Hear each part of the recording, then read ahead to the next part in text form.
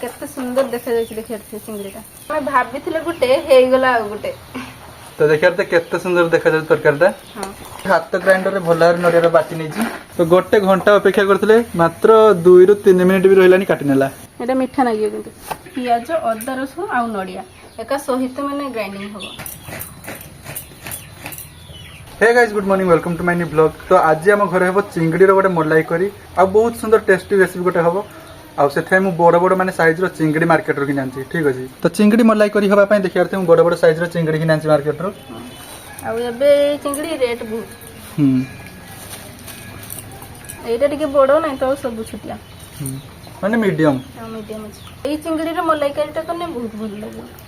चिंगड़ी मलाई करी हबा पई माने नडिया तो निहाती दरकार। तो देखिया थे मटी गोटे नडिया भी किनी आंची आ एथरे सोयाबीन डाली आलू एका सब किनी आंची किंतु सोयाबीन डाली हमर लागियोनी। सोयाबीन डाली अलग तरकारी डाली हबो आज। हां ता गुड़ सब काटी नउछु गुड़ जे से सब हां गुड़ा न कने एई रकम करन न भल देखा जियो। तो भल देखा जो सेथा जदी चिंगड़ी माछर खोलाटा काढु नाही तो एमिति करी सब चिंगड़ी माछटा केळी नबा। ठीक अछि खाली ता गुड़ काटी दउ जाऊ। हां आ लांजो प्राय भी लांजोटा भी काटंती रखती भल खाली देखा जियो।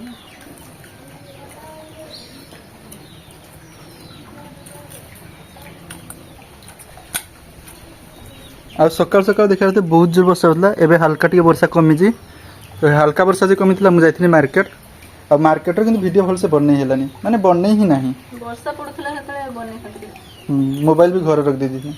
आ एठे हमर देखा थे केमति सुआ चल जी गड़िया रे पानी पूरा नई बडी ही जाई छी एठे वर्षा जे राती सारा ढाळुची। आ कथा कइते कइते एठे देखा थे दीदी नै माछ केला सरी हेलानी। चिंगड़ी गोटे एरका जन सो सेटा जदी खुळा सह छडी देना पूरा टिके ना होई जे किंतु हमर अधिक आइछ कारण हम खुळा छडी नै एमिति मलाई करी आज हबो चिंगड़ी मलाई करी बड़ बड़ चिंगड़ी तो आपण मानक देखौ छी म केमिति मलाई करीटा बनाउची घरे। तो एबे दीदी चिंगड़ी माछटा भला रे धुई नबो आ जाहु लाइन नाही किंतु पानी आज बाहर जी एटा मोर फर्स्ट टाइम पई हेला लाइन नाही किंतु पानी बाहर छी मते लागु छी से पोटर लाइन थिबो से जो से पोटर पानीटा दउची ना।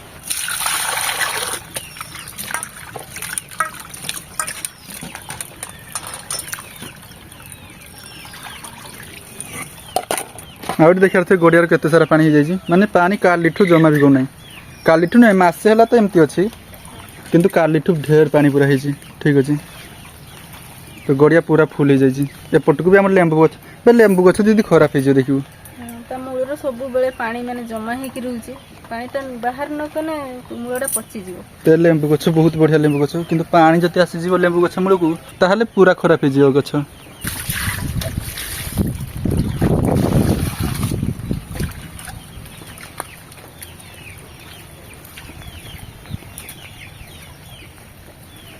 तो एबे दीदी जाइतला हळदी गुंड और लंका गुंड आनिते मु आनिया पई भूल जाइतिन तो सियांत जाइतला एबे आ कादरो न जिमन आउ जाइते बनी सब आसी सरची ओसरा न गुड़ धी आसी फटी परिउ। हां एटा तो फट करू पानी नहीं ना ना एटा मीठा लागियो किंतु पानी सुखी है ना मीठा लागियो। तो ए नडिया रे हबो आज मलाई करी आ दीदी एठी मलाई करी बनिया पई सब दिन से नेची देखिया थे माने ए टू जेड सब नेची किंतु किछि मसला नै नै मसलाटा खाली काटी के रखी छी एबे हमें बाटीबा।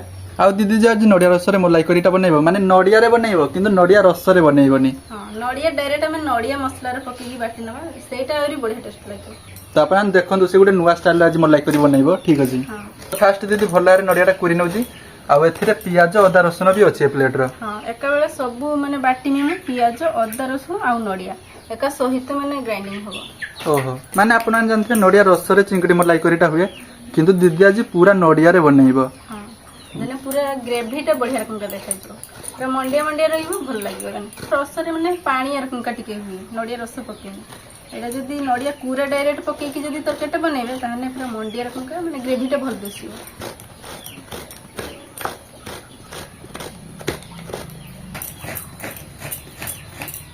तो दीदी नडियाटा भल यार कर नेची किंतु लाइन नाही जेतु ग्राइंडिंग करी हेलानी तो ता भितर हमें चिंगड़ी माछटा भाजी नेबा ना।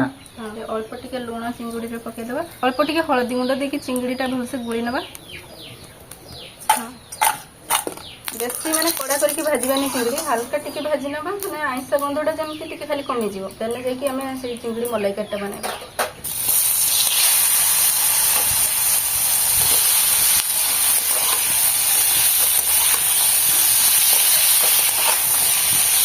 ତ ଏଇଠି ଦେଖିବା ଚିଙ୍ଗୁଡ଼ିଟା ଆମର ଭାଜା ସରିଯାଇଛି, ଆଉ କେତେ ସୁନ୍ଦର ଦେଖାଯାଉଛି ଦେଖିବା ଚିଙ୍ଗୁଡ଼ିଟା।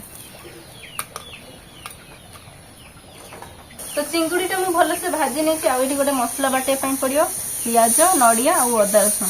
ତ ସବୁ ଏମିତି ଭଲ ଭାବରେ ଗ୍ରାଇଣ୍ଡିଙ୍ଗ କରିନେବା।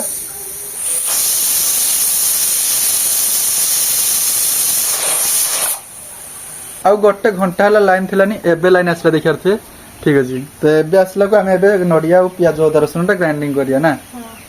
ଆଉ ପଳିଗଲା, ମୁଁ କାଢି ଆଣିଲି, ପଳେଇଗଲା ଲାଇନ୍। ତ ଗୋଟେ ଘଣ୍ଟା ଅପେକ୍ଷା କରିଥିଲେ, ମାତ୍ର 2 ରୁ 3 ମିନିଟ୍ ବି ରହିଲାନି କାଟି ନେଲା। ଆସିଯିବ ନା ଏବେ ଛାଡ଼ିଲା, ଏବେ କାଟି ନେଇଛି। ତ ଏପର୍ଯ୍ୟନ୍ତ ଯା କରେଣ୍ଟ ଆସିନାହିଁ, ମାନେ 1.5 ଘଣ୍ଟା ପାଖାପାଖି ହେଇଗଲାନି, ଆଉ ବହୁତ ଟାଇମ୍ ହେଇଗଲାନି ନୁହେଁ ନା। ତ ସେଥିପାଇଁ ଦିଦି ହାତ ଗ୍ରାଇଣ୍ଡରରେ ଭଲ ଭାବରେ ନଡ଼ିଆର ବାଟି ନେଇଛି।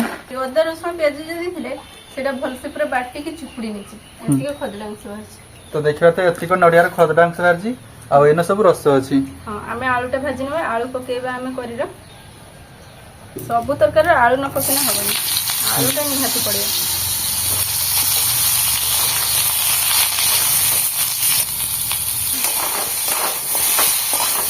ତ ଆଳୁଟା ବି ଆମର ହାଲକା ଟିକେ ଭାଜା ହେଇଗଲା, ଏବେ କାଢ଼ି ନେବା ଗୋଟେ ପ୍ଲେଟ୍କୁ।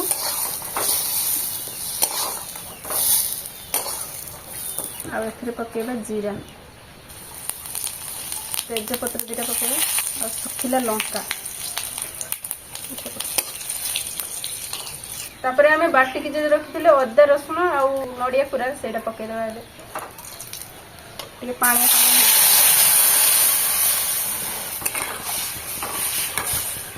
ଏଥିରେ ଆମେ ପକେଇଦେବା ଗୁଣ୍ଡ ମସଲା, ଲୁଣ, ହଳଦୀ ଗୁଣ୍ଡ ଟିକେ, ଲଙ୍କା ଗୁଣ୍ଡ।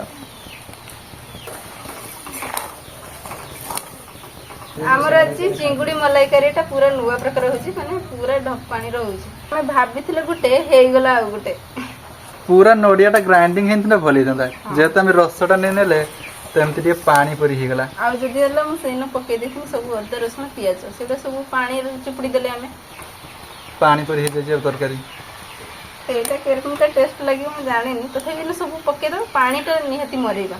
ଏବେ ଆମେ ପକେଇଦେବା ଚିଙ୍ଗୁଡ଼ିଟା। ତ ଏବେ ଆମେ ପକେଇଦେବା ଚିଙ୍ଗୁଡ଼ି ମାଛ ସବୁ। ହଁ, ଆଉ ଆଳୁ ଯୋଉ ଭାଜିକି ରଖିଲେ ସେଇଟା ବି ପକେଇଦେବା। ଏଇଟା ଗୋଟେ ନୂଆ ପ୍ରକାର ଚିଙ୍ଗୁଡ଼ି ମଲାଇକାରୀ। ତ ପୁରା ନଡ଼ିଆ ଅଦା ରସୁଣ ଆଉ ପିଆଜଟା ଆମର ପୁରା ଗ୍ରେଭି ପରି ହେଇଥାନ୍ତା, ତ ଯେହେତୁ ମାନେ କରେଣ୍ଟ ନାହିଁ, ମାନେ ଗ୍ରାଇଣ୍ଡିଙ୍ଗ ହେଇପାରିଲାନି ସେ ମସଲା, ତ ସେଥିପାଇଁ ଏମିତି ପାଣିଆ ପରି ମାନେ ଚିଙ୍ଗୁଡ଼ି ମଲାଇକାରୀଟା ହେଇଗଲା। ତଥାପି ଦେଖିବା ଟେଷ୍ଟ କରି କେମିତି ହେଉଛି। ଏଇଟା କଷିବା ପୁରା ନୂଆ ପ୍ରକାର ଚିଙ୍ଗୁଡ଼ି ମଲାଇକାରୀ ହେଇଗଲା ନୁହେଁ ନା। ପାଣି ଲାଷ୍ଟରେ ପଡ଼ିଥାନ୍ତା, ନହେଲେ ଆମେ ଫାଷ୍ଟ ପକେଇଦେଲେ ପାଣି, ହଁ, ଉଲ୍ଟା ହେଇଗଲା। ତ ଏଇଠି ଆମେ ଅଦା ରସୁଣ ପିଆଜ ନଡ଼ିଆ ପୁରା ରସ ପକେଇଛି, ଏଥିରେ ଏଇ ତରକାରୀଟା ବନେଇଛି। ଦେଖାତେ କେତେ ସୁନ୍ଦର ପୁରା କଷା ହେଇଗଲା ଆମର। ତ ଦେଖିବାର ତ କେତେ ସୁନ୍ଦର ଦେଖାଯାଉଛି ତରକାରୀଟା। ହଁ, ତ ଏବେ ଆମର ଭଲସେ ମସଲାଟା କଷି ଦେଇଛି, ଏବେ ଆମେ ପାଣି ଦେଇଦେବା ଅଳ୍ପ ଟିକେ, କାରଣ ଏଇଟା ଗ୍ରେଭି ଭଳିଆ ବନେଇଲେ ଭଲ ଲାଗିବ। ତ ଫାଇନାଲି ଏଠି ଆମର ଚିଙ୍ଗୁଡ଼ିର ମଲାଇକାରୀଟା ପୁରା ରେଡି ହେଇଯାଇଛି ଦେଖିବାତେ, ଆଉ ଟିକେ ଖାଲି ପାଣିଆ ହେଇଗଲା। ଆଉ ତ ଯେହେତୁ କରେଣ୍ଟଟା ପଳେଇଗଲା, ଠିକ୍ ଅଛି, ଆଉ ମାନେ 2 ଘଣ୍ଟା ହେଲା କରେଣ୍ଟ କାଟିଛି, ଠିକ୍ ଅଛି। ତ ଦିଦି ଅଲଗା ତରକାରୀ ବନେଇଥାନ୍ତା, ମାନେ ଡାଲି ଆଉ ସୋୟାବିନ୍ ତରକାରୀ ବନେଇଥାନ୍ତା, କିନ୍ତୁ କିଛି ବନେଇ ପାରିଲାନି। ଗୋଟେ ହିଁ ମାନେ ସେଇ ଚିଙ୍ଗୁଡ଼ି ମଲାଇକାରୀ ହିଁ ବନେଇଲା, ଆଉ ସେସବୁ ବନେଇବା ପାଇଁ ଟାଇମ୍ ନାହିଁ, କାରଣ ଟାଇମ୍ ହେଲାନି ନାହିଁ ଗୋଟେ। ଠିକ୍ ଅଛି, ତ ସେଥିପାଇଁ ଗୋଟେ ତରକାରୀ ଦେଇକି ଆଜି ଭାତ ଖିଆଯିବ, ଆଉ ଅଲଗା ତରକାରୀ ହବନି ଆଜି। ତ ଥାଉ, ଆଜିକାର ଭିଡ଼ିଓ ଏତିକି ଥିଲା। ଆପଣମାନେ ଲାଇକ୍ କରନ୍ତୁ, ଚ୍ୟାନେଲକୁ ଯଦି ନ ଆସିବେ ତାହେଲେ ସବସ୍କ୍ରାଇବ୍ କରନ୍ତୁ। ବାଏ।